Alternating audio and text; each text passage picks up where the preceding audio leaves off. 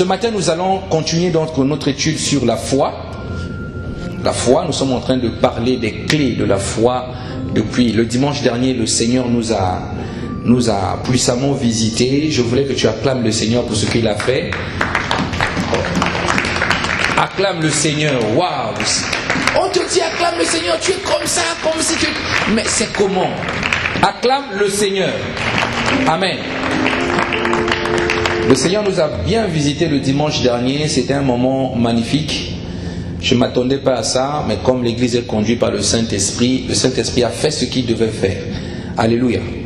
Donc ce matin, nous allons poursuivre encore notre série d'études sur la foi. Amen. Ce que je voulais dire, c'est que chaque enfant de Dieu, lorsque nous venons à Dieu, je veux parler des enfants de Dieu, je ne parle pas de ceux qui viennent à l'église, ceux qui ont accepté Christ comme leur Seigneur et Sauveur. Chaque enfant de Dieu, lorsque nous venons à lui, la première chose que Dieu nous donne, c'est sa parole. Amen. Dis à quelqu'un la parole. Dieu nous donne d'abord sa parole. Et cette parole-là, au-dedans de nous, va aller produire avant tout une seule chose. La parole va aller produire ce qu'on appelle la foi. Dis à quelqu'un la foi. La foi, la Bible dit que la foi vient de ce qu'on entend et ce qu'on entend vient de la parole. Amen. Alors, cette foi que Dieu a déposée en moi et en toi, lorsque nous sommes nés de nouveau, Dieu l'a fait pour un but. Dis à quelqu'un, il y a un but. La foi n'est pas faite pour te décorer, pour dire que tu es un bon chrétien. Non, la foi ce n'est pas quelque chose que Dieu t'a donné pour que tu traînes avec dans ton corps ou je ne sais pas où tu dis je suis un enfant de Dieu, j'ai la foi. Non, Dieu t'a donné la foi pour que la foi devienne ton mode de vie. Amen.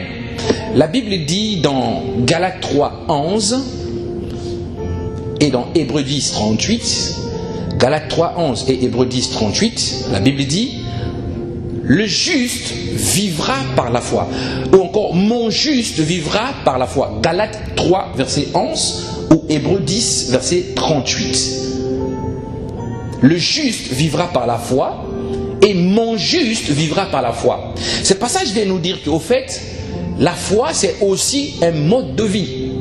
Dis à quelqu'un, la foi est ma vie. Dis-lui, la foi est ma vie. Donc Dieu connaît l'importance de la foi, ce qui fait que toutes les promesses de Dieu, tout ce que Dieu a dit dans la Bible ne fonctionne que par la foi. Amen. Quelqu'un est d'accord avec moi? Tout ce que Dieu dit dans la Bible ne fonctionne que par la foi.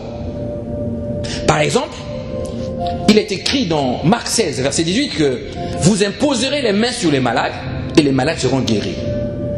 Alors, si tu vois quelqu'un qui est malade et que tu t'approches de la personne pour lui imposer la main, à la base de cette parole, il te faudra avoir la foi. Si tu n'as pas la foi, j'ai un conseil à te donner, donne-lui du paracétamol. Ça lui fera du bien.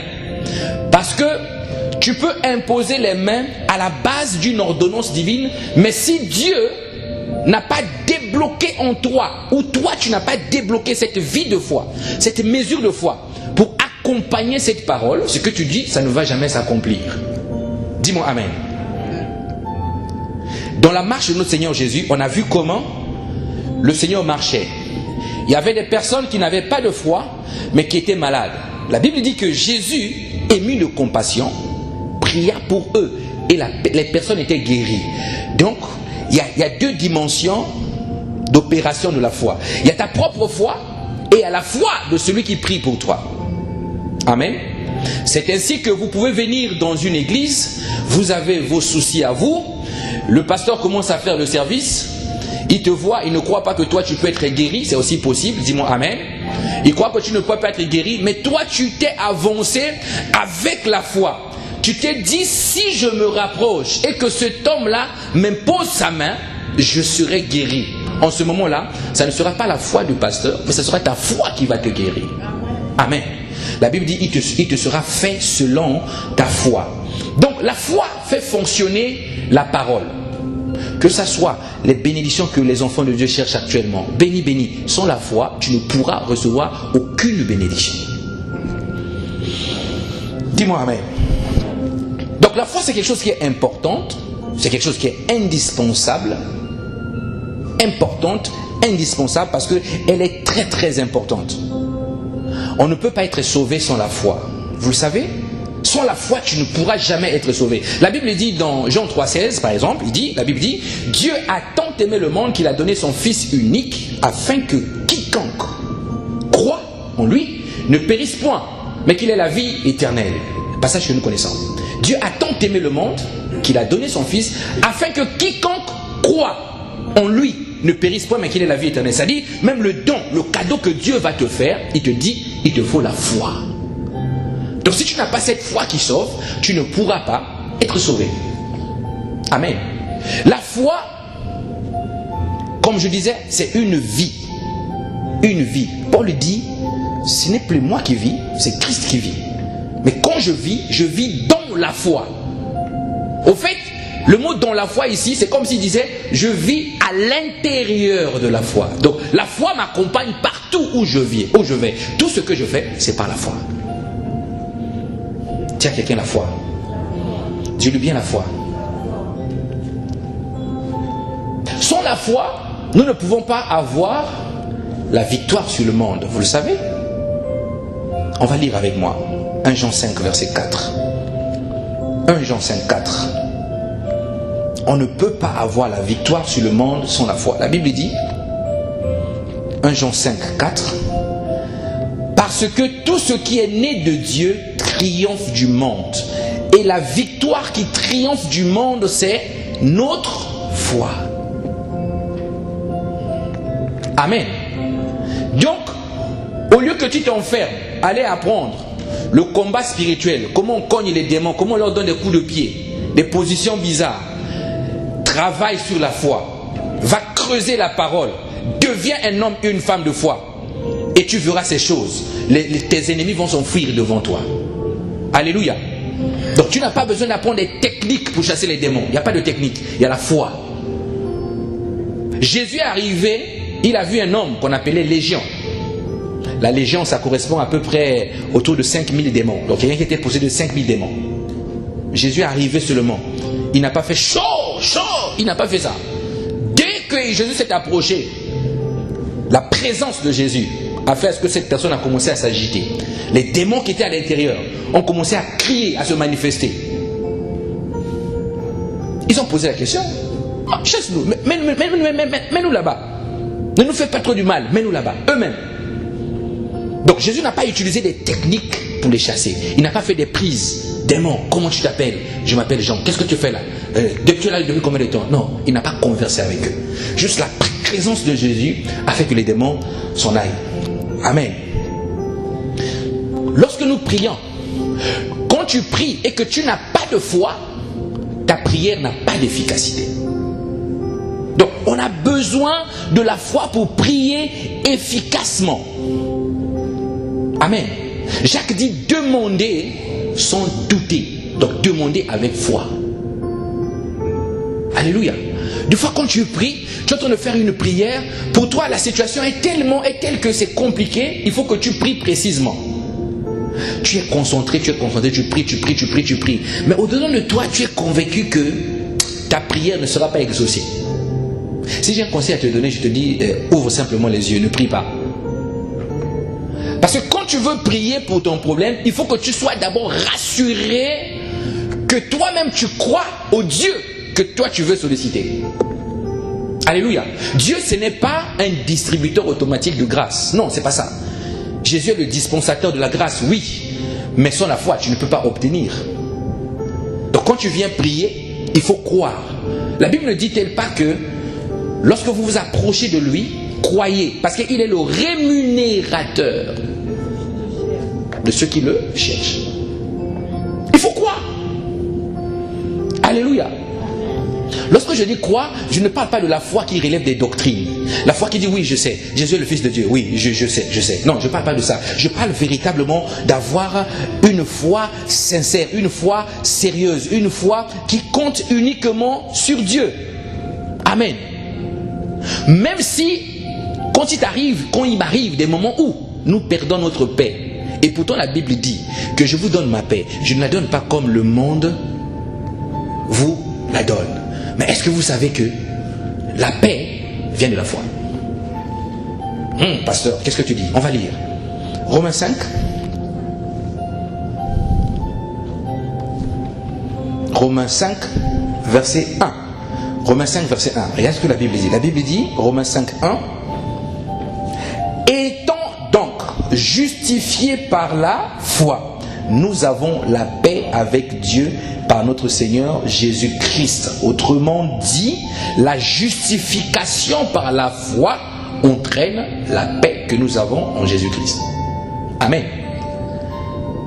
Donc, quelquefois, quand tu es paniqué, troublé, il suffit de croire que Jésus-Christ est celui qui m'a donné la paix. Et tu vas retrouver ta paix que tu as perdue. Même lorsqu'on te dit que Christ est en nous. Qui connaît ce passage? Christ en nous, l'espérance de la gloire. C'est ce que nous récitons. Christ en nous, l'espérance de la gloire. Mais est-ce que tu sais qu'il y a beaucoup d'enfants de Dieu dans l'église? Tu vas lui poser la question. Christ est en toi. Il est où? Il va te regarder comme ça.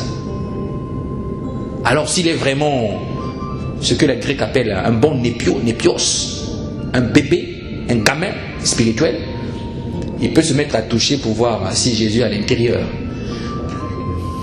Dis-moi amen. Or Jésus est en toi, ce n'est pas corporellement qu'il y vit, mais c'est spirituellement. Amen.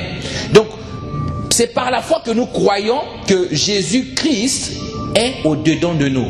Et même le Saint-Esprit, nous recevons le Saint-Esprit par la foi. Pasteur, ce matin tu dis beaucoup de choses. Tout ça, le Saint-Esprit vient parce qu'on a accepté Christ. Non, c'est par la foi. Galates 3, 14, la Bible dit, nous reçussions par la foi l'Esprit qui avait été promis. Nous reçussions par la foi l'Esprit qui avait été promis. Galates 3, verset 14. Donc le Saint-Esprit est reçu par la foi.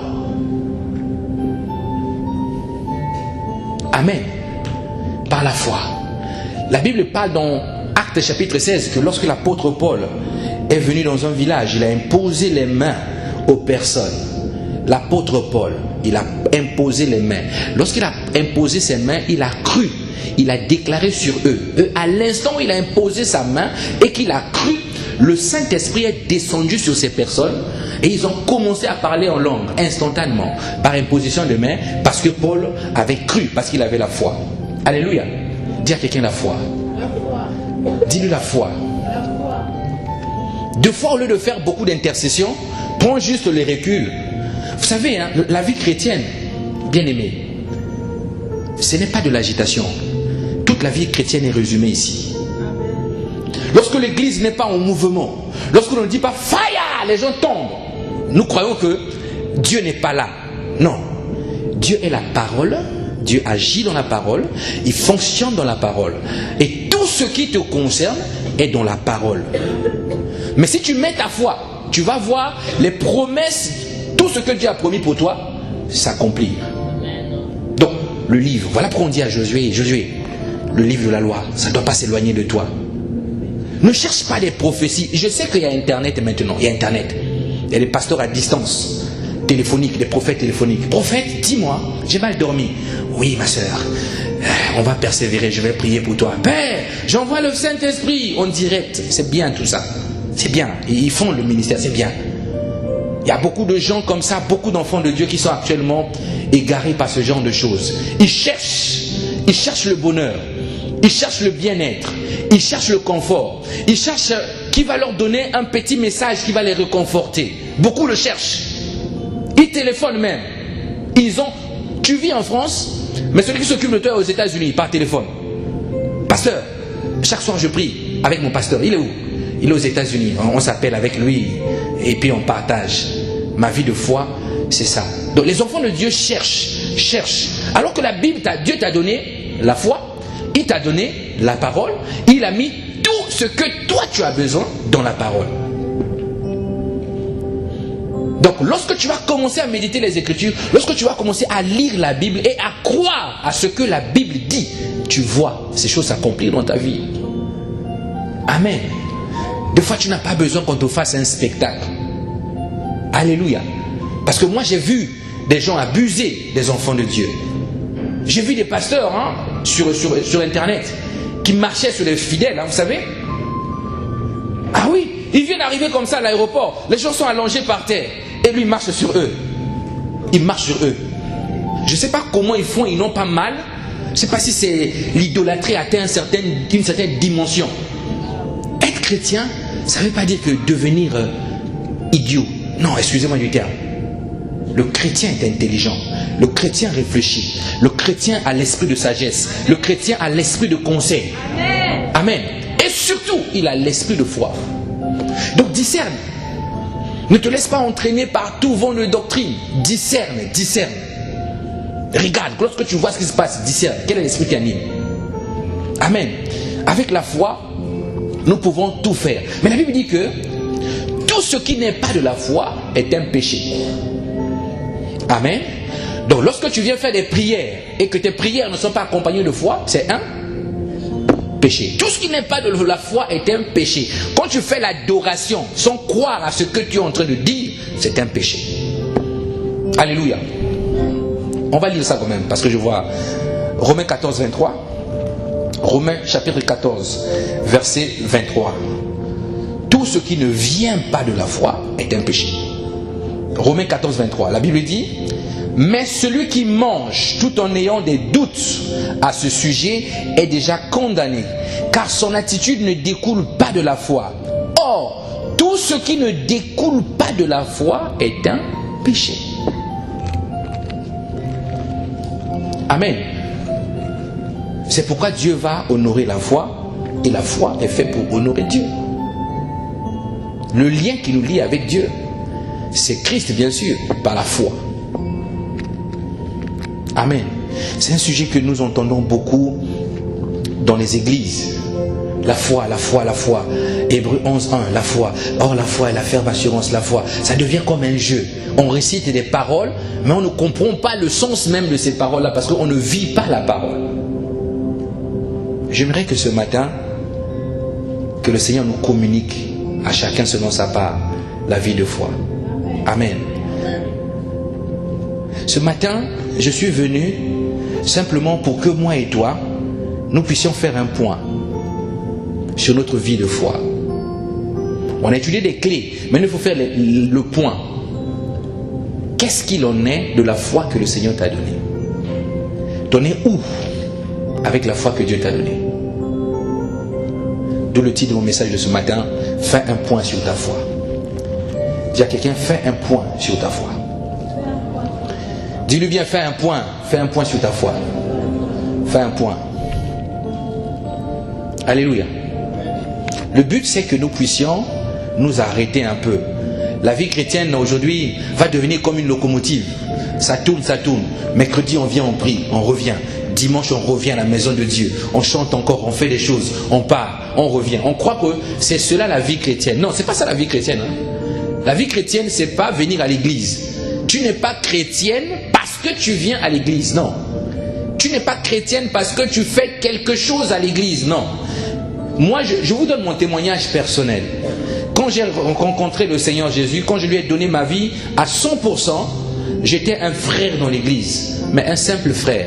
Je ne faisais absolument rien. Pas que je ne voulais pas faire. Mais quand je venais, je m'asseyais, je priais, mais Dieu m'avait vraiment convaincu qu'il était vraiment un Dieu. Et le pasteur constatait qu'il y avait quelque chose qui se passait dans ma vie. Quand je priais, il y avait cette passion-là du Seigneur. J'étais passionné de Dieu. Quand je venais donner ma vie au Seigneur. Passionné de Dieu. Vous voyez? Mais pourtant, je venais à l'église. Je ne faisais rien. Mais ce n'est pas parce que je faisais rien à l'église que je n'étais pas un bon chrétien. Donc tu peux être à la louange. Tu peux être au piano. Tu peux être à la batterie. Tu peux être même à la prédication. Ça ne garantit pas que tu es un bon chrétien. Alléluia. Un bon chrétien, c'est celui qui a la foi. Un bon chrétien, c'est celui qui a reçu Jésus. Un bon chrétien, c'est celui qui croit à tout ce que Jésus dit. Si tu dis que je te guérirai, crois que tu seras guéri par lui. S'il te dit que je suis le Dieu qui bénit, crois qu'il bénit. S'il te dit que je suis le Dieu qui est capable de redonner ce que tu attends depuis des années, crois qu'il est capable de le faire. C'est ça être chrétien. Donc nous ne sommes plus esclaves, mes bien-aimés. Dieu nous a plus appelés à l'esclavage. Il nous a libérés. Mais il a dit, attention, ne faites pas de cette liberté un moyen de vivre selon la chair. Ça dit, pasteur, moi j'écoute personne, je suis libre, Dieu m'a libéré. C'est pas de ça que je parle. Amen. La liberté en Christ veut dire la prison. Dis à quelqu'un la prison. Quand tu es libre en Christ, tu es en prison. Jésus t'a racheté de l'esclavage. Là où tu étais chez Satan, il t'a pris. Paul dit, je suis prisonnier de Christ. Tu as été racheté pour vivre pour Dieu. Donc l'ensemble de ta vie terrestre là, ça doit se résumer en un seul mot, Dieu. Mon ami, on n'est pas sur la terre pour accompagner. On est sur la terre parce que Dieu nous veut sur la terre. Pourquoi il nous veut? Pose-toi la question. Quel est le sens de ma vie ce matin? Est-ce que je suis un homme ou une femme de foi? Est-ce que quand je marche, les hommes voient en moi Christ? Ou bien ils voient un intellectuel qui réfléchit des choses, qui pense à des stratégies humaines? C'est ça, bien-aimé. La vie chrétienne doit être vue au travers de la foi. Alléluia. Donc, on va faire un point aujourd'hui. On va essayer d'étudier, de comprendre les types de foi. Où t'en es avec la foi depuis que tu es venu au Seigneur? On a parlé du don de la foi. Il y a deux choses. Dieu a donné le don, a donné la foi à ses enfants, mais à ses créatures, il n'a pas donné la foi. Un païen n'a pas la foi. Un païen a ce qu'on appelle la pensée de l'éternité. Amen. Je me fais comprendre? La pensée de l'éternité. Le don de la foi est réservé aux enfants de Dieu. Alléluia. Nous allons lire. Donc, c'est la première mesure de la foi que le Seigneur va te donner, à toi et à moi. Pas aux païens. Romains 12.3, Romains chapitre 12, verset 3. Romains 12.3. C'est Paul qui parle. Il dit, Romains 12.3, par la grâce qui m'a été donnée, je dis à chacun de vous de ne pas avoir une trop haute opinion de lui-même, mais de garder des sentiments modestes. Chacun selon la mesure de foi que Dieu lui a donnée. La mesure de foi que Dieu lui a donnée. Maintenant, au reste des hommes, Dieu donne ce qu'on appelle la pensée de l'éternité. Ecclésiaste 3, verset 10 à 12. Ecclésiaste chapitre 3, verset 10 à 12. Ecclésiaste 3, 10 à 12. Je vais lire le verset 10, ça sera suffisant. Regardez ce que la Bible dit. J'ai vu à quelle occupation Dieu soumet les fils de l'homme. Verset 11. Il fait toutes choses bonnes en son temps, même il a mis dans leur cœur, donc les fils des hommes, la pensée de l'éternité. Amen. Quelle est la différence entre la foi, le don de la foi que Dieu nous donne, et la pensée de l'éternité que Dieu donne aux païens? La différence est que le don de la foi, ta foi et ma foi à moi, que nous avons reçu du Seigneur, a un but. La Bible dit, pour l'utilité commune. Dis-moi Amen. Maintenant, la pensée de l'éternité qui a été donnée aux païens, c'est pour leur rappeler qu'il y a une vie après la mort. Voilà pourquoi vous allez voir, quand quelqu'un vit comme il veut, il fait ce qu'il veut, il a dansé dans toutes les boîtes de nuit connues. Il était très à la mode, il a fait tout ce qu'un païen peut faire. Mais le jour où il commence à mourir, il a le sentiment de repentance. Parce qu'il a passé son temps à ignorer Dieu. Mais il avait toujours la pensée de l'éternité qui était au-dedans de lui. Il y a des gens comme ça, ils ont vécu. Il a été un grand charlatan, un féticheur. Il commence à mourir sur le lit de l'hôpital. Vraiment, appelez-moi un pasteur. Est-ce qu'il n'y a pas un pasteur qui peut venir prier pour moi? Il a la pensée de l'éternité. Donc le but de la pensée de l'éternité, c'est de les ramener à Dieu. Amen. C'est pour ça que tous y parlent. s'il y avait un Dieu, s'il y avait un Dieu, s'il y avait un Dieu. Il parle tout le temps de s'il y avait un Dieu. Parce qu'il y a cette pensée-là en eux que Dieu a mis. Que tous reconnaîtront que lui, il est le Seigneur. Amen.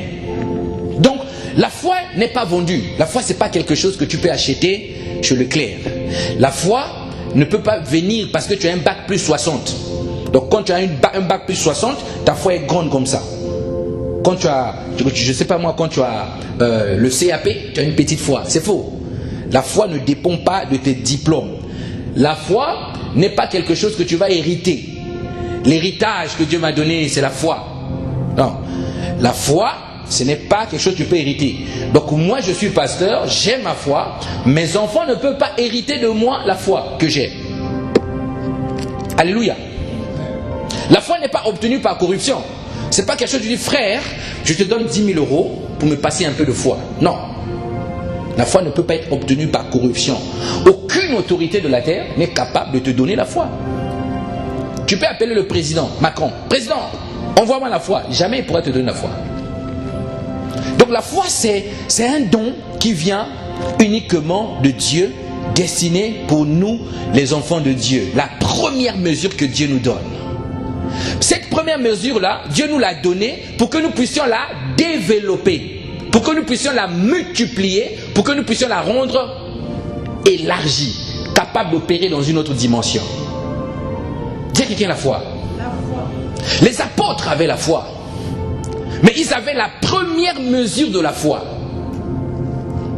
Un jour, ils sont venus à Jésus. Ils ont dit, Jésus, aide-nous à faire grandir notre foi. Parce qu'ils avaient compris que la foi doit opérer dans... Oui, ils ont dit ça les apôtres. Quelqu'un me dit, pasteur, comment? Lisons un peu. Luc 17, verset 11. Luc 17, verset 11. Luc 17, verset 11. Les apôtres dirent au Seigneur, augmente-nous la foi. Les apôtres, ils ont dit au Seigneur, augmente-nous la foi. Parce qu'ils remarquaient que leur foi n'opérait pas dans une certaine dimension. Jésus faisait des choses, mais que eux, ils se sentaient incapables de le faire. C'est pour ça que Jésus va les enseigner. Il dit non, vous n'avez pas compris. Ce que je vous ai donné là, c'est une mesure de foi. Mais il dit même que si vous avez cette foi qui est capable, oui. Comment? Luc 17, 5, excusez-moi. Luc 17, 5. Les apôtres dirent au Seigneur, augmente-nous la foi. C'est très bien, je vois qu'il y a des gens qui me suivent. Est-ce qu'on peut acclamer pour les frères? Alléluia. Luc 17, acclame bien. Toi tu ne suis pas, chez toi c'était déjà passé. Luc 17, verset 5. Les apôtres dirent au Seigneur, augmente-nous la foi. C'est ça, hein? Augmente-nous la foi. Donc ils avaient besoin d'aller plus loin dans la foi qu'ils avaient reçue. Mais eux, ce qu'ils n'avaient pas compris, c'est que la foi reste la foi. Même quand elle est petite, elle opère quand même. C'est pour ça que Jésus leur enseigne. Il dit, si vous avez la foi qui est petite comme un grain de sénévé, vous direz à cette montagne, déplace-toi, elle va se déplacer. Tu vois? Donc la foi peut être capable de grandir, de prendre du volume. C'est ainsi qu'il y a des gens, ils sont capables de guérir un enfant qui a tout, mais ils ne sont pas capables de ressusciter quelqu'un qui est mort. Quelqu'un tombe par terre, il dit ça c'est pas pour moi, ça c'est pour le pasteur. Il fouille. Mais la Bible dit que si tu as la foi, tu es capable de le faire. Dis-moi amen. Donc on va partir faire l'évangélisation à la morgue pour ressusciter les morts. Amen. Quand je vois ton sourire, je me dis même, tu ne crois pas. Je dis, pasteur, ça sera compliqué. Toi devant, moi derrière. Amen. Les enfants de Dieu. Donc, le premier niveau de la foi, c'est ce qu'on appelle la petite foi ou encore la foi du nouveau-né. J'aimerais que tu soulignes ça. La petite foi ou encore la foi du nouveau-né. Donc c'est la foi que nous recevons lorsque nous naissons de nouveau. C'est une mesure, mais cette mesure a déjà le pouvoir d'opérer dans le surnaturel. Voilà pourquoi lorsque tu deviens un enfant de Dieu, tu as déjà la capacité de faire des choses dans le surnaturel divin. Dis-moi Amen. Mais il faut le tester. Nous avons souvent peur. Nos téléphones sont remplis des numéros des docteurs. Mais alors la Bible dit que toi, tu peux imposer les mains et ton enfant est guéri. Ou ton mari est guéri. Généralement dans les couples, ce qui se passe c'est quoi? Quand l'homme dit à la femme, chérie tu es malade, viens je vais prier pour toi. La femme dit, ah toi aussi laisse-moi. Il ne croit pas que son mari peut prier pour lui. Et surtout quand c'est maintenant le mari qui est malade, la femme est chrétienne bien dit, je vais prier pour toi. Il dit, toi laisse-moi d'abord tranquille. Ne m'embrouille pas. Il ne croit pas au fait. Vous voyez? Or celui qui est à côté de toi, il peut être un bon docteur pour toi. En plus lui il le fera gratuitement. Tu ne paieras pas de consultation. Amen. Dis à quelqu'un la foi. Dis-lui la foi. La foi du nouveau-né, la petite foi, ce que la Bible appelle la petite foi. Elle a plusieurs caractéristiques. Donc avec ces caractéristiques que je vais vous donner, nous allons comprendre. Toi et moi nous allons nous réaliser ce matin où nous en sommes avec notre vie de foi.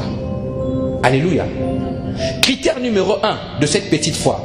Si tu as cette petite foi, vous allez remarquer, les gens qui ont cette petite foi, ce sont ceux qui raisonnent en eux-mêmes. Ils raisonnent. Ils sont encore dans le raisonnement. Ils disent, je suis réaliste. Je réfléchis un peu. Je suis optimiste. Et je discerne. Tu vois, pasteur, on n'est pas bête.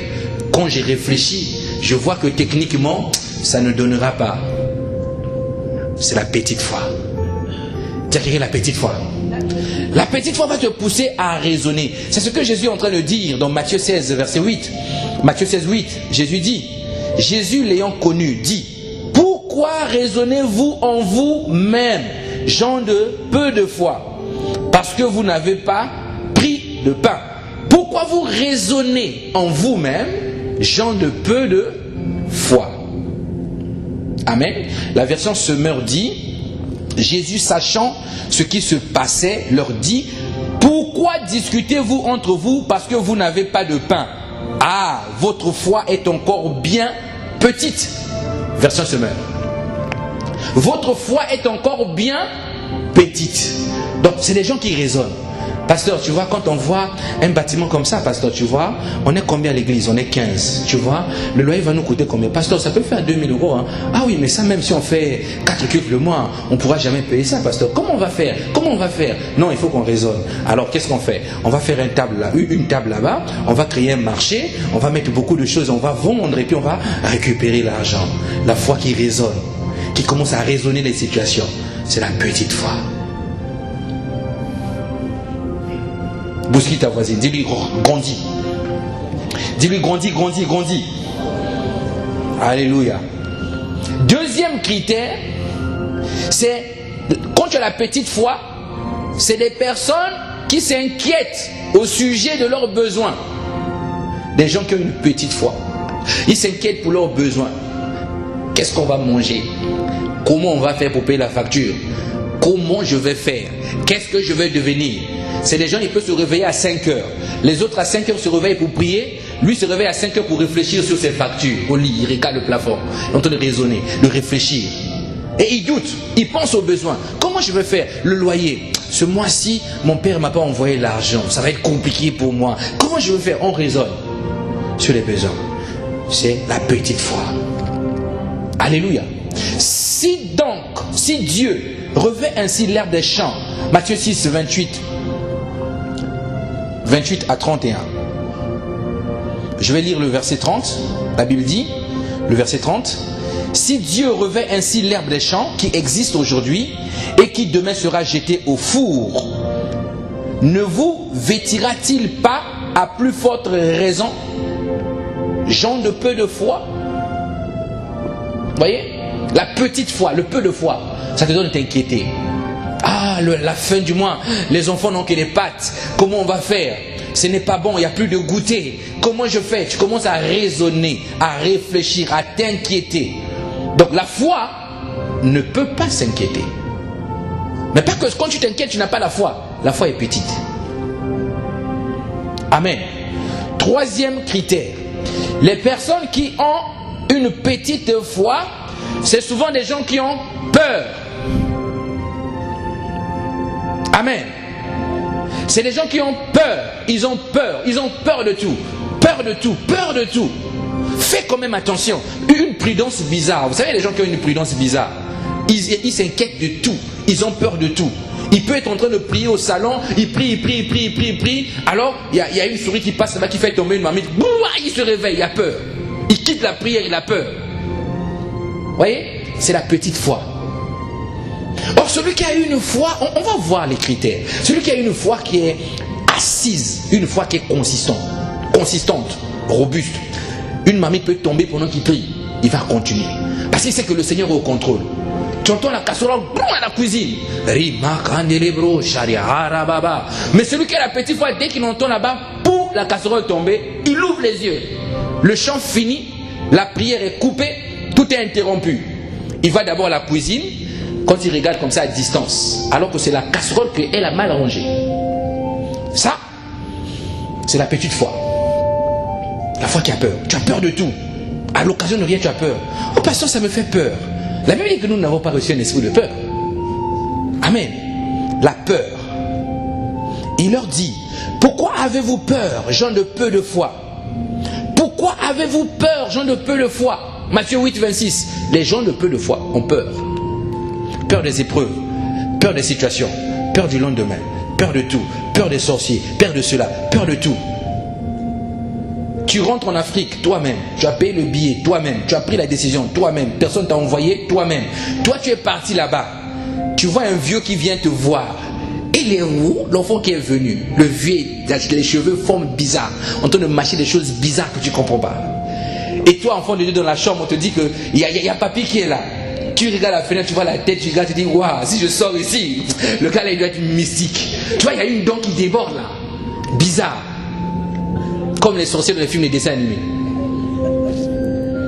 Et tu as peur de sortir. Tu as peur, tu dis, lui là il est dangereux. Et lui aussi il insiste, il dit, je dois le voir avant de partir. Dis-moi amen. Donc un enfant de Dieu qui a une petite foi, il a peur tout le temps. Quelqu'un qui est assis dans la foi, il va aller le saluer. Bonjour papy, comment tu vas? Ça va. Si lui il est mystique, c'est lui qui va commencer à avoir peur de toi. La peur va changer de côté. Amen. Amen. Quand je vois toi, amen, là c'est amen. Je parle à quelqu'un ce matin. Alléluia. Fais grandir ta foi. Fais grandir ta foi. Vous savez, il y avait un apôtre qu'on appelait Pierre. Son nom n'était pas Pierre, son nom était Simon. C'est Jésus qui l'a nommé Pierre. Céphas, Pierre. Mais Pierre était quelqu'un il était apôtre pourtant, mais il avait une petite foi. Je parie qu'il faisait partie du groupe des gens qui ont dit, Seigneur, fais grandir notre foi, fais grandir notre foi. Pierre. Disons une scène, qu'est-ce qui s'est passé avec Pierre? Dans Matthieu 14, on va lire, on va examiner cette scène, vous allez comprendre comment quelqu'un qui a un peu de foi fonctionne. Matthieu 14, versets 28 à 32. Verset 28 à 32. Matthieu 14, 28, 32.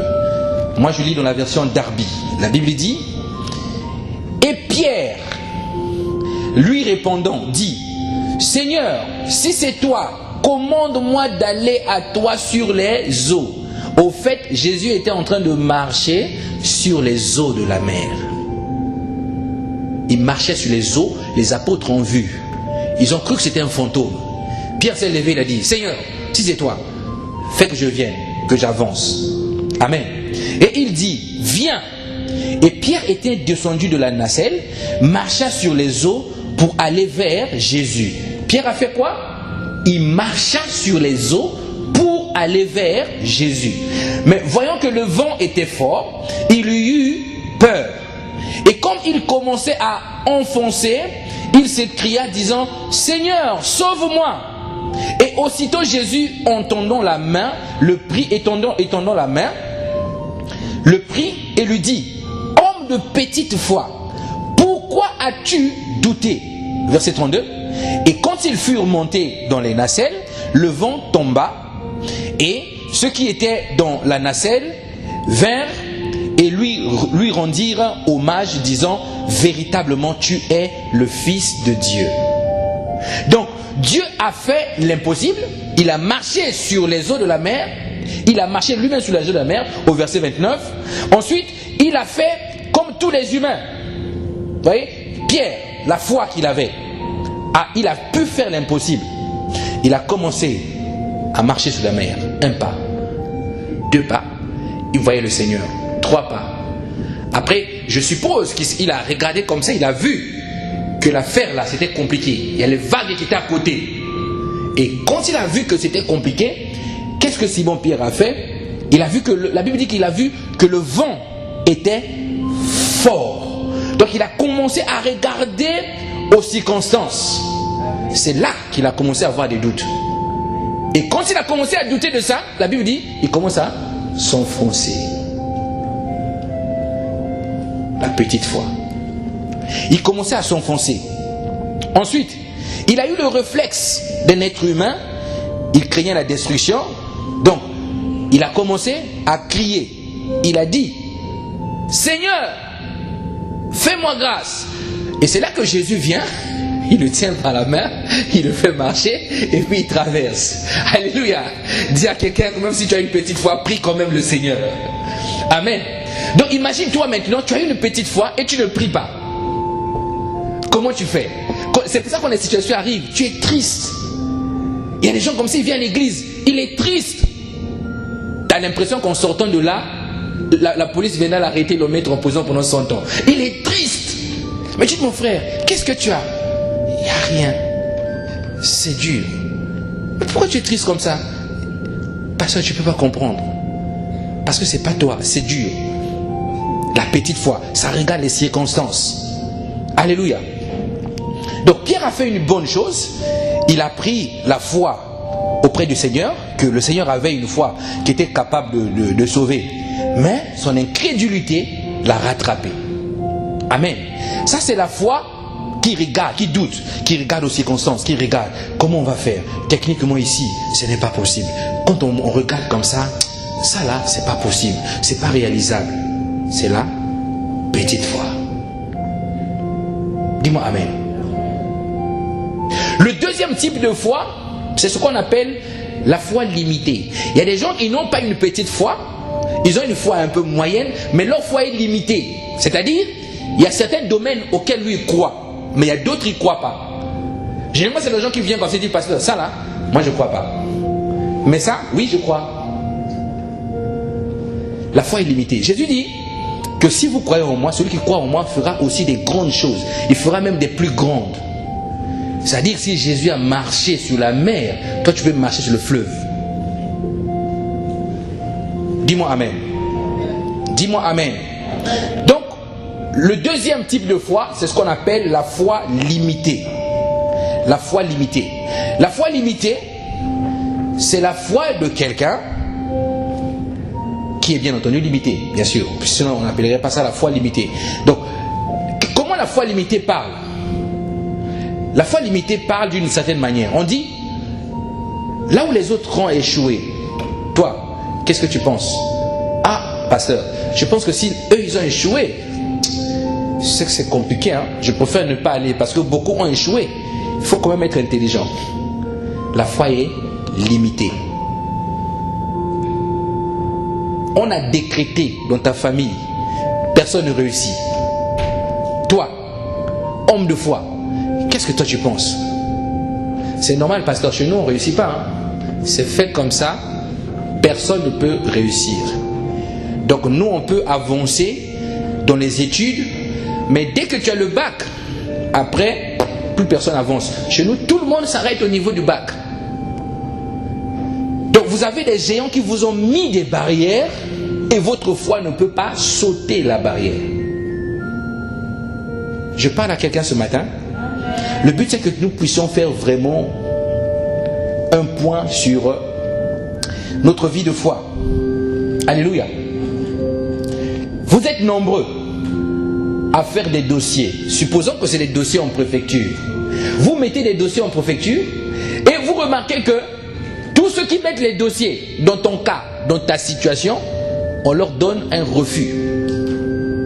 Mais toi aussi, ton dossier là-bas, qu'est-ce que tu penses? Tu n'as pas encore la réponse. Qu'est-ce que tu penses? Est-ce que tu peux dépasser cette limitation? Dis-moi amen. C'est comme ça que nous les Africains, nous tombons tous comme des souris dans le même trou. On a creusé là, vous êtes 4000, vous êtes alignés. Le premier vient, boum, dans le trou. C'est que quand le premier tombe, il passe l'information. Là-bas, ça se passe comme ça. Tout le monde passe dans le même trou, il tombe dans le même trou. Amen. Et ce qui fait qu'il se passe le mot et l'incrédulité est en train d'aller engrainer tout le monde. Alléluia. Qui a déjà eu affaire à la préfecture ici? Qui? Ah, je sens qu'il y a beaucoup de Français noirs ici. Hein? Nous, on a eu affaire à la préfecture. Amen. Mais il y a des situations, il y a de l'information. On vous dit, non, quand tu arrives, voilà ce qu'il faut faire, voilà ce qu'il faut faire. Si tu fais ça, tu vas échouer. Si tu fais ça, tu pourras. Parce que la loi, on te sort les textes. Article 4, Code des étrangers, alinéa 1. Et regarde ce que ça dit. Tu vois? Tu vas échouer. On décrète l'échec. Alléluia. Moi j'étais étudiant, hein, vous savez, je suis venu en France, j'étais étudiant. Je suis venu pour les études. Mais quand je suis arrivé ici, les gens vont raconter des choses. On m'a dit, Elvis, tu sais toi, tu es étudiant, non? Tu vois, non? Pour changer ton titre de séjour là. Alors, il y a des choses. Soit tu te maries, soit tu fais ça, soit tu fais un mariage blanc, ce qui est bien pour toi. Il te parle comme ça. Ça sera plus rapide. Il t'explique beaucoup de choses. Soit tu fais ça, soit tu fais ci, soit tu fais ça. Moi j'ai dit, ah bon, ok.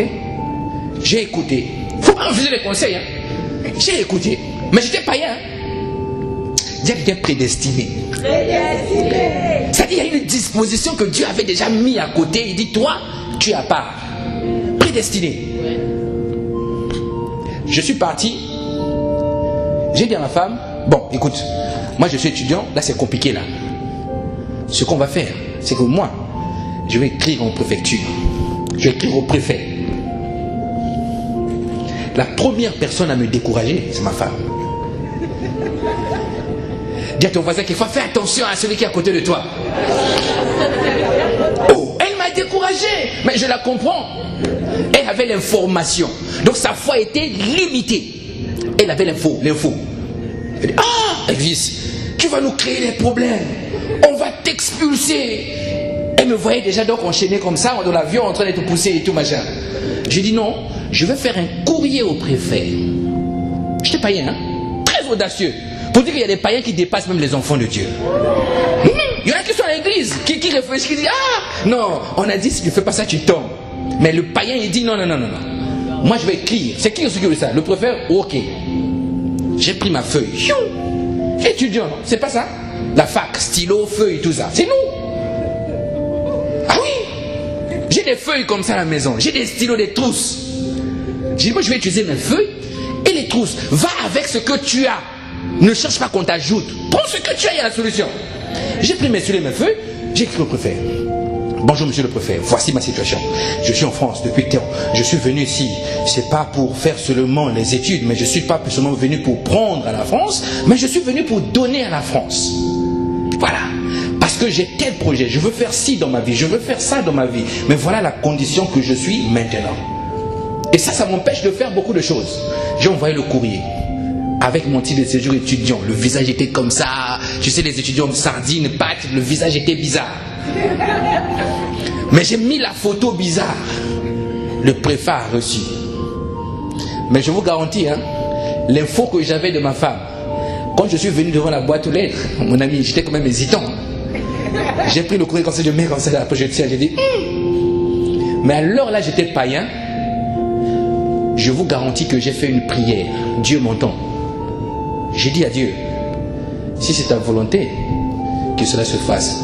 J'ai glissé. Et quand j'ai glissé, je me suis rassuré que c'est tombé. Je me suis dit, le cœur a fait tout en même temps. J'ai continué. Je suis venu. Je n'avais pas dit à ma femme que j'ai envoyé le courrier parce qu'elle allait péter un plan.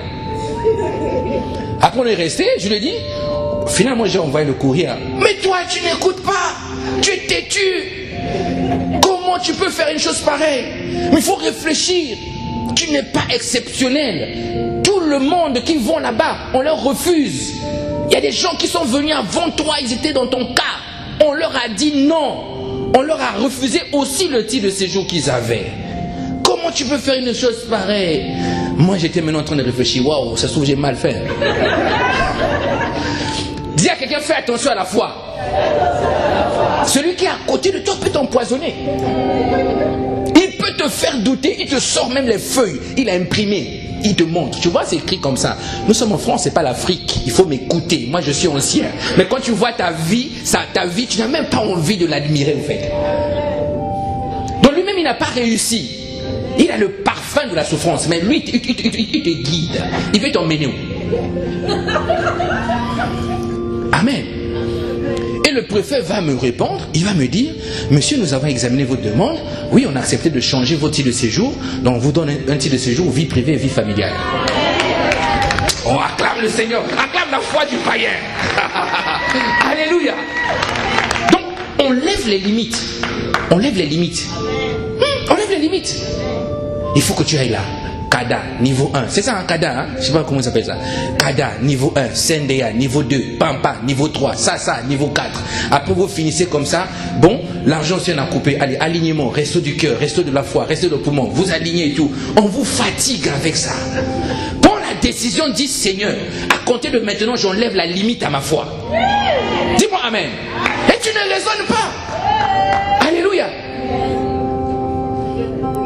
Et pour embrouiller ma femme, qu'est-ce que j'ai fait? Je lui ai emmené en vacances à Paris, chez ma soeur, dans le métro. On n'avait pas encore la réponse. Je lui ai emmené en vacances à Paris. Et quand on est revenu, je savais que le courrier allait revenir. Donc moi, je l'ai laissé traîner. J'ai couru, boîte aux lettres. J'ai tiré le courrier moi-même. Pour ouvrir le courrier, mes frères, le cœur, hein. Poum, poum, poum, poum, poum, poum, poum. J'ai dit, ah, l'affaire là, c'est compliqué. Quand j'ai ouvert ce mot comme ça, ce qui est bien en France, c'est qu'ils ont de l'art, ils ont des phrases. Non, la phrase t'avertit même ce qui va suivre. Monsieur, nous avons le plaisir. Monsieur, nous avons l'honneur. Monsieur, nous avons la joie. C'est ça. Mais quand tu vois, monsieur, nous avons le regret. Étude, examen de votre dossier. Ne lis pas la suite. Mais seulement là-bas va encore dire, Seigneur, creuse ma foi. Enlève les limites. Alléluia. Ça, c'est des choses qui nous concernent. Amen. D'autres qui ont des foi limitées, qu'est-ce qu'ils disent? Pasteur, tu es venu au Havre? Oui. Oh, pasteur, tu ne connais pas. Au Havre, aucune église ne peut déborder. Si tu viens au Havre, pasteur, je fais une église. Oui, Dieu t'a envoyé. Oh, pasteur, ici c'est compliqué au Havre. Hein? Il y a beaucoup d'églises. Mais toutes les églises sont comme ça. 5 personnes, 4 personnes. Il n'y a aucune église qui déborde. Moi, je dis aux frères, frère, tu sais, moi, je suis venu ici. Je sais qu'on fera 3 cultes ici au Havre. Le frère me dit, pasteur, c'est des choses qu'il ne faut pas imaginer. J'ai dit oui. La foi voit. J'ai dit 4 cultes, on va faire 3 cultes, on le fera ici au Havre. Il dit, pasteur, ça, il y a des gens qui sont passés. Hein. Ils sont passés depuis là, ils n'arrivent pas à faire ça. J'ai dit oui. Mais il n'est pas le Dieu des limites. Donc, quand tu continues à faire, à raisonner, à réfléchir comme ça, à limiter ta foi, tu ne peux pas aller loin. Amen. Ça, c'était là. C'était là, pour ceux qui me suivent, la foi limitée. Ne permet à personne de te limiter. Tu n'es pas bon, tu ne peux pas avancer. Ça, c'est pas fait pour toi. Non, tu n'as pas étudié. Oui, ça, tu peux pas. Hein. En France, on te dit il y a des validations des acquis. Mais toi, tu es limité.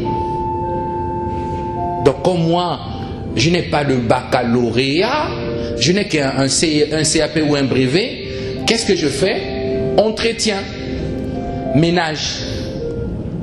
Frère, sœur, tu cherches dans quoi? Le ménage. Tu cherches dans quoi? Le ménage. C'est bien, hein? Mais qui t'a dit que tu es fait pour faire que le ménage?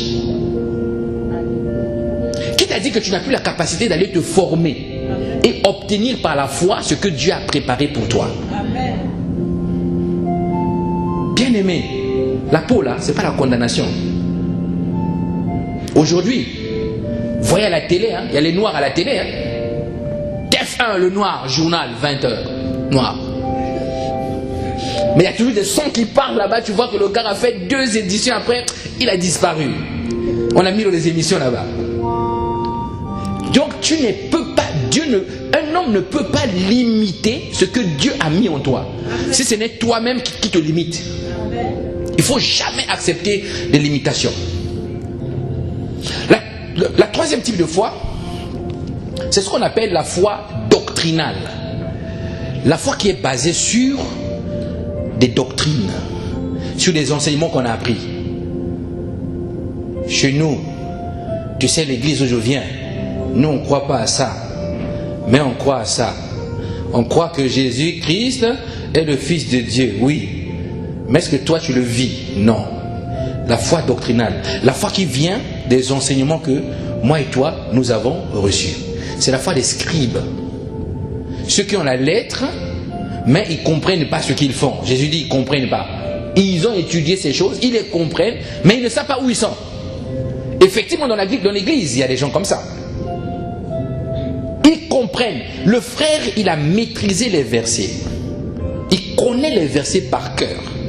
Il connaît que Jésus-Christ est le sauveur de l'humanité. Il connaît que Jésus-Christ est capable de te donner tout ce que tu espères. Il n'est pas comme le pasteur Elvis. Lui, il va te citer le verset, la référence. Il te cite même la virgule qu'il y a dans le verset. Il a étudié. Mais cette parole ne produit pas en lui la foi. Pourquoi? Et pourtant, la foi vient de la parole. Parce que c'est de la doctrine, c'est de la tête. On a travaillé ton cerveau, le système. Tu as compris des choses intellectuellement. Mais tu ne crois pas à ça. Et ça, c'est aussi des types de foi. J'ai 2 promesses de Dieu.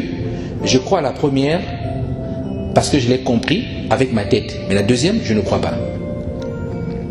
Amen. On va ouvrir la Bible encore. Nous allons lire la Bible. Marc 1, 22 à 27. Deuxième évangile. Marc chapitre 1, versets 22 à 27. Marc 1, 22, 27. Regarde ce que la Bible dit. Marc 1, 22, 27. Ils étaient frappés de sa doctrine. On parle des scribes ici. De sa doctrine, car il enseignait comme ayant autorité et non pas comme les scribes. Il se trouva dans leur synagogue un homme qui avait un esprit impur et qui s'écria: qu'y a-t-il entre nous et toi, Jésus de Nazareth? Tu es venu pour nous perdre. Je sais, tu es le Saint de Dieu. Jésus le menaçait, disant: tais-toi et sors de cet homme. Et l'esprit impur sortit de cet homme en l'agitant avec violence et en poussant un grand cri. Verset 27. Tous furent saisis de stupéfaction, de sorte qu'ils se demandaient les uns aux autres: qu'est-ce que ceci? Une nouvelle doctrine?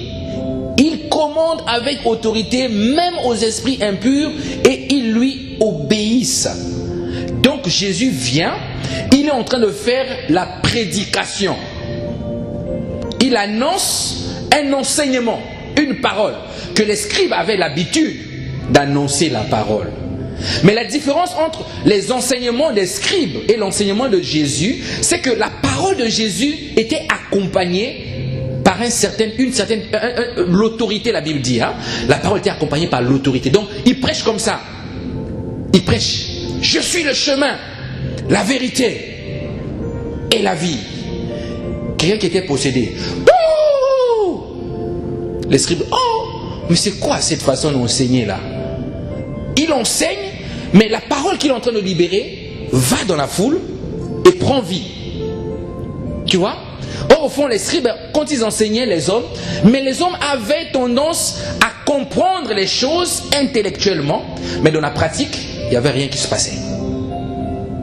Dis à quelqu'un: la foi doctrinale. La foi doctrinale. La foi doctrinale connaît la parole, mais elle ne permet pas à la parole de prendre vie. Tu connais la parole, mais la parole ne peut pas prendre vie en toi. Jésus te dit que la parole que moi je vous ai donnée, la parole que moi je vous ai dite, est esprit et vie. Mais toi tu connais les versets, mais tu n'as pas du tout de vie. Tu ne reçois pas ce que les versets là disent. Alléluia. Tu as appris une parole. Béni soit le Père de notre Seigneur Jésus-Christ, qui nous a bénis de toutes sortes de bénédictions dans les lieux célestes, en Christ. Ok. Mon frère, je suis béni. Ma soeur, je suis béni. Je suis béni. On sent que quand toi-même tu prononces que je suis béni, tu ne crois pas. Alléluia. Parce qu'un enfant de Dieu qui est, tu vois, il est triste à l'église. Tu dis, mon frère, sois béni, hein. Il te regarde et dit, je suis béni, amen. On sent la douleur au-dedans. C'est-à-dire, la personne est en train de te dire que, oui, j'ai la bénédiction de Dieu, je connais la parole, Dieu m'a béni, mais lorsque la personne te parle, tu sens que dans ses paroles, il te dit, amen, nous sommes bénis, frère, mais au-dedans de lui, il ne croit pas. Parce qu'il a une situation là-bas qui l'attend quand il sortira de l'église. Il ne croit pas. Être un homme chrétien de foi, c'est difficile. Hein? Tu rentres à la maison comme ça, il y a la galère, il n'y a pas d'argent. La femme te dit, tu viens encore de l'église, toi. Qu'est-ce qu'on va manger aujourd'hui? Toi, l'église. Parce qu'il y a des femmes aussi qui ne prient pas. Hein? Généralement, c'est l'inverse. C'est les femmes qui ramènent le mari. Mais il y a des femmes aussi païennes. Hein? Les frères, ceux qui ont imposé les païennes, il faut commencer à prier. Hein? Il faut commencer à prier. Et toi qui es ici, qui veux te marier, tu n'as pas donné ta vie au Seigneur. Donne d'abord la vie, au lieu d'embêter l'enfant d'autrui. Donc, autant de prier. Prier. Et rentre à la maison. La femme lui dit, tu viens encore de l'église? Oui, je viens de l'église. Mais qu'est-ce qu'on va manger aujourd'hui? Il n'y a rien. Le frigo est vide, tu fais que prier. Ton Dieu là, il n'agit pas.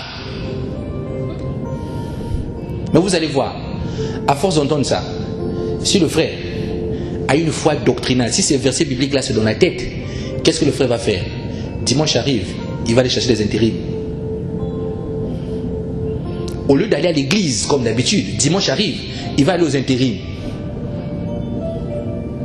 Satan n'est pas bête. Quand c'est comme ça, tu vas laisser le lundi. Tu vas laisser du lundi au samedi, mais tu choisis que dimanche que tu vas aller chercher le boulot. Et quand tu arrives là-bas, on ne te donne pas aussi le boulot. Donc tu as loupé et le culte et le travail.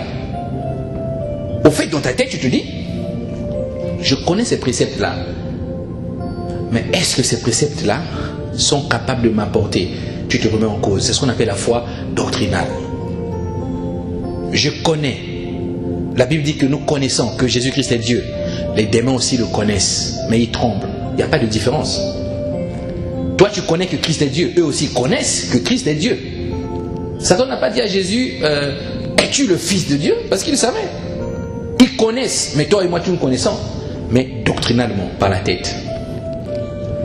Amen. Dis à quelqu'un la foi. Dis-lui la foi. Quatrième type de foi, c'est ce qu'on appelle la foi illimitée ou encore la grande foi. La foi illimitée. Ça, c'est la foi des faiseurs d'exploits. C'est la foi qui surpasse des limites. Vous venez comme ça, vous êtes 15. On te dit, pasteur, cette fleur-là, elle est blanche. Voyez, vous la voyez, elle est blanche. Maintenant, le pasteur vient te dire, non, elle est rouge. Pasteur, ouvre bien les yeux. On te dit que cette fleur-là, elle est blanche. Toi, tu dis non, je te dis que c'est une fleur qui est rouge. Oh, pasteur, je comprends que tu portes les lunettes. Enlève un peu les lunettes. Tu enlèves les lunettes. Quelle couleur? Rouge. Oh, on appelle les frères. Frères, venez. Regardez là. Les frères. Non, c'est blanc, pasteur. Pasteur, dis-nous. Tu ignores la réalité, pasteur. C'est rouge. Tu commences à déclarer que c'est rouge parce que toi, tu veux voir que cette fleur devienne rouge. Tu as besoin de voir rouge. Il faut que tu déclares rouge. Tu ne prends pas en compte les circonstances, la couleur qu'il y a là, que les yeux voient. Parce que la foi opère dans l'invisible. La foi prend dans l'invisible et ramène ça au visible. Amen. On est venu prier avec les frères au chemin. La neige. Oh, la neige tombe. Ça s'arrête, ça tombe. Le frère me dit, pasteur, aujourd'hui là, quand on finit la prière seulement là, il faut qu'on fasse vite qu'on rentre. Sinon la neige va tomber. Moi j'ai souri, hein, j'ai souri. J'ai souri seulement. J'ai dit, ok, on va essayer de faire vite. Oui, pasteur, aujourd'hui, moins de rendez-vous, hein, on va faire vite. Alléluia. Pendant qu'on priait en haut là-bas, on avait fait 7 heures de prière, c'était la boucle. Donc on est venu un mercredi à 10h jusqu'à 17h, consécutive, sans pause, 7 heures de prière. Pendant que je priais, le Seigneur me dit, regarde dehors. J'étais en face de la fenêtre là-bas, dans la salle des enfants, je regarde dehors. Il y avait le soleil. Et il me dit, vous allez rentrer, il n'y aura pas la neige. Il n'y a pas eu de neige. Parce qu'il y a des circonstances que toi, tu dois décider. Amen. Amen. Ils ont prévu le retour du grand froid en France. La semaine prochaine, c'est ça. Hein? Vous allez voir, beaucoup vont tirer les couettes. Ah, il fait déjà froid en temps normal. Là, ils ont dit la neige, là. Ils ont dit la fraîcheur. Non, moi, je tire la couette. Est-ce que quelqu'un peut se lever qui dit, moi, je décide qu'il ne fasse pas froid en France. Je décide de faire monter la météo. Amen. Je sais dire, pasteur, ça quand même c'est dur. Les gars ont étudié, ils ont dit qu'il fera très froid. Pasteur, ça là vraiment il faut croire. Hein. C'est la foi qui dépasse les limites. La Bible dit Élie, un homme de la même nature que nous, il a prié avec instance. Il a prié Élie. Il a bloqué la pluie. Il a stoppé la pluie. On dit un homme comme toi et moi. Est-ce que Élie était même né de nouveau? Élie n'était pas né de nouveau. Hein? C'était un prophète, mais il n'était pas né de nouveau. Mais lui, il a prié. Il n'avait pas le Saint-Esprit en lui, au-dedans de lui. Mais il a prié, il a arrêté la pluie. Mais toi et moi, dès que la pluie commence, parapluie. On cherche le parapluie. Tu fais même le ministère à l'église. La pluie dehors. Toi, tu veux aller jusqu'en gare, prendre le bus sans pluie. Tu t'enfermes. Allô, frère, je suis à l'église. Tu peux m'emmener un parapluie? Mon ami, va, mets-toi devant la porte. Parle à la pluie. Dis à la pluie, je suis un enfant de Dieu. Toi, tu ne vois pas les anges qui m'accompagnent. Le chef doit aller en garde. Maintenant, tu t'arrêtes. Et là, tu sors. Dès que tu sors comme ça, oh là là. Bien aimé, il vous est déjà arrivé de marcher pendant qu'il pleut et les gouttes ne tombent pas sur vous? C'est déjà arrivé à quelqu'un? À toi? On acclame pour le frère. Acclame, ne doute pas. Je sens que tu te dis, comment c'est arrivé à lui? Ah oui, oui. Tu sors, il pleut, tu sors comme ça, les gouttes ne tombent pas sur toi. Tu fais 4 pas, silence, la pluie s'arrête. Complètement. Amen. Mais il y a des circonstances aussi, Dieu peut faire tomber la pluie pour te tirer de certaines choses.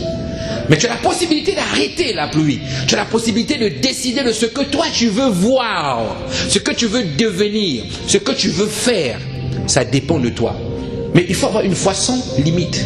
Une foi qui est grande, une foi qui est illimitée. La grande foi, celle qui croit que tout est possible. Tout est possible. Tout est possible. Abraham, 100 ans. Sarah, 99 ans. Ménopause. Tout est déjà fracassé à l'intérieur. La vieillesse, les cheveux blancs, les signes, les chaleurs compliquées. Désespoir. Elle a dit, écoute, Abraham, prends seulement Agar, fais un enfant, parce que moi là c'est foutu. 99 ans. Mon ami, aujourd'hui là, je crois à 99 ans, tu cherches plus à avoir un enfant. Hein? Tu dis non, j'ai tenté, j'ai tout fait de ma force, mais c'est fini. Mais la foi illimitée te dit, c'est encore possible. C'est encore possible. Crois seulement. Crois seulement. Crois seulement. Vous savez, le stock des grâces, des bénédictions, des faveurs que Dieu nous a réservées dans les lieux célestes sont inépuisables. Inépuisables. Ça finit pas. Comme le Seigneur a béni 20 personnes, et là je sens que c'est fini. Hein? Il faut que je change un peu de côté. Comme ça je vais aller là-bas, il va aussi bénir. La foi illimitée. C'est la foi qui produit le surnaturel. C'est la foi qu'aucun homme est capable de croire à ce que tu dis. Parce que c'est une foi qui est rattachée à la vision. La foi illimitée, rattachée à la vision. Regardez l'exemple de Marthe, la sœur de Lazare. Elle dit à Jésus, oui Seigneur, si tu étais là, Lazare, mon frère, ne devait pas mourir. Jésus a dit, on va aller là-bas. Elle croyait que Jésus lui disait, on va aller là-bas, parce que Jésus dit, moi je suis le chemin, la vérité, la vie. Oui, la sœur a dit à Jésus, ça, c'est la vie éternelle. Oui, je crois en toi, à la vie éternelle. Mais Jésus ne lui parlait pas de la vie éternelle. Vous savez, ça c'est la foi doctrinale. Jésus lui parlait plutôt de sa capacité de ramener Lazare à la vie. Mais elle croyait que c'était la vie éternelle. Quand ils sont partis, ils sont arrivés devant le tombeau de Lazare. Jésus donne l'ordre. Il dit, déroulez la pierre. Elle, Marthe, elle se lève encore. Objection. Seigneur, si on ouvre la pierre, ça fait des jours. Là déjà, l'odeur. Tu comprends? Donc, fais attention à celui qui est à côté de toi. Il peut avoir une foi illimitée, mais toi tu ne le comprends pas, tu le méprises. Fais attention à celui qui est à côté de toi. Sa foi peut être grande. Sa foi peut même t'aider. Jésus dit, déroulez la pierre. Elle vient dire, Seigneur, oh, ça fait longtemps. Il est déjà en train de se décomposer. Comment toi tu dis d'ouvrir la pierre? Jésus se retourne. Il regarde. Il dit, il laisse Marthe tranquille. Hein? Il se retourne. Il leur dit encore, roulez la pierre. Il fallait voir. Il y a des courageux qui se sont levés. Hein? Des courageux ont marché. Donc quand ils marchaient, tu vois même dans les pas, si la Bible décrivait cette scène, il y avait l'incrédulité, quoi. On dit, Jésus, tu es venu nous rendre ridicules. Je parie que même les pierres devaient dire, waouh, ce mec-là, qu'est-ce qu'il va encore nous faire aujourd'hui? Et pourtant, ils ont vu des miracles. Ils devaient se dire, là, des jours sont passés comme ça. Les gars, ils avançaient devant la pierre. Ils regardaient. Roulez la pierre. Ils regardaient, ils marchaient, ils regardaient. Ah! Le premier, comme la pierre est grosse, la pierre des tombeaux, c'était grand à l'époque. Hein? Vous savez, le tombeau de Jésus, c'est des grottes qu'on creuse comme ça et on roule une pierre devant. Donc, il faut être plusieurs pour pousser la pierre. Donc, ceux qui suivaient, je suppose qu'ils ne croyaient pas parce qu'ils n'avaient jamais vu une chose pareille. Eux, ils ont poussé la pierre. Ouh. C'est pour ça que quand tu traverses même des moments difficiles, pousse ta pierre. Amen. Fais ce que toi tu as fait. Pousse seulement la pierre. Pousse seulement la pierre. Amen. Il te dit pousse la pierre. Si ta pierre c'est la prière, continue dans la prière. Persévère dans la prière. Pousse la pierre. Ils ont poussé la pierre. Quand ils ont poussé la pierre, Marthe s'est approchée. Elle s'est arrêtée. Et l'affaire là, je ne veux pas respirer l'odeur de mon frère, ça va être compliqué.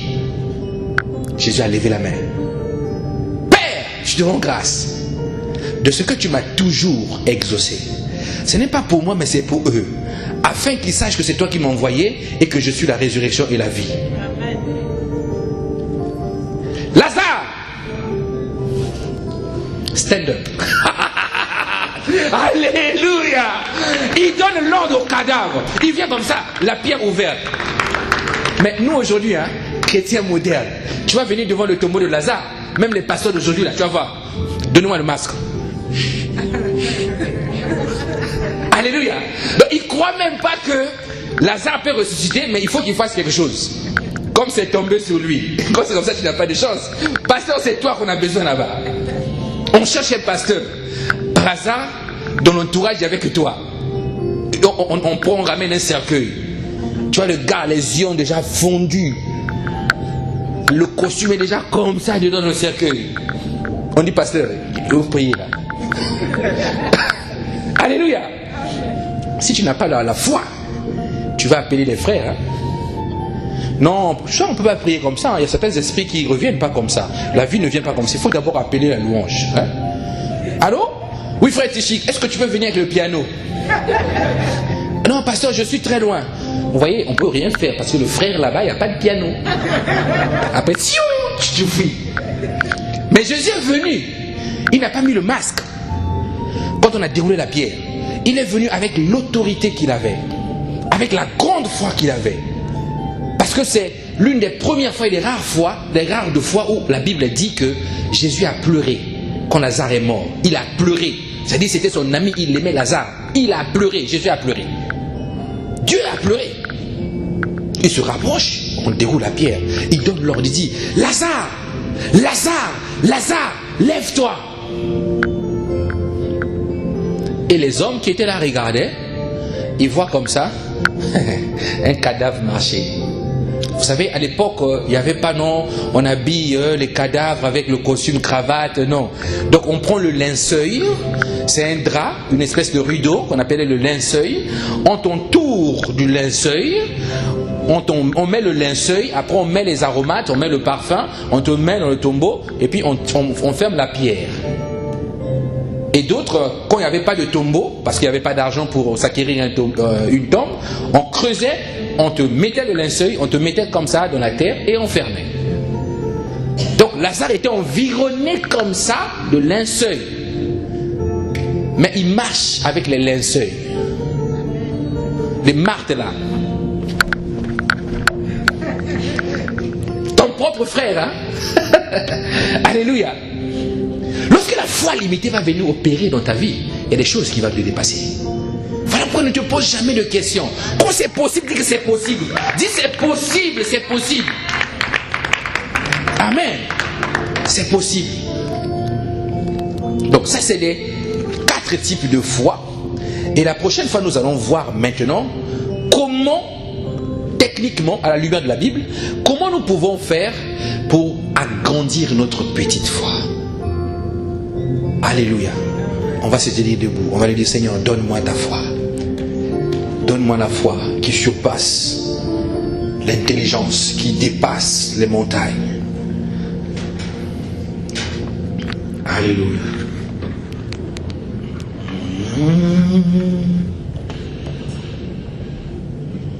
Gloire. Gloire.